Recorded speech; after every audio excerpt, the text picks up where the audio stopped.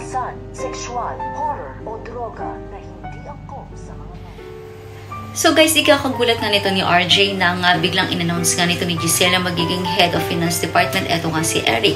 At nagulat talaga siya dahil wala talaga siyang tiwala dito at pakiramdam niya may something na gagawin nitong si Eric.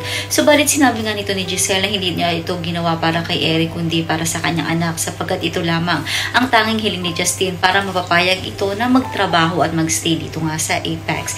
Ngunit ngayon natuwan-tuwa si Justin na nakapasok na siya sa loob ng Apex at sa buhay ng mga tanyag ay hindi daw niya ito gagawin para sa kanyang lolo kundi para sa ibang bagay. So isang malaking kalokohan nga yata talaga ang gagawin ng mag-ama nga Justin at eto nga si Eric. Samantala ramdam pa rin ni Ana rin ang sama ng loob ni Doc Carlos sa kanyang pagbabalik dito sa Apex. Subalit mapipigilan pa nga ba ito ni Doc Carlos na lumipat sa ospital ng kanyang ama? Yan ang dapat nating abangan dito nga lang sa Abot Kamay na Pangarap.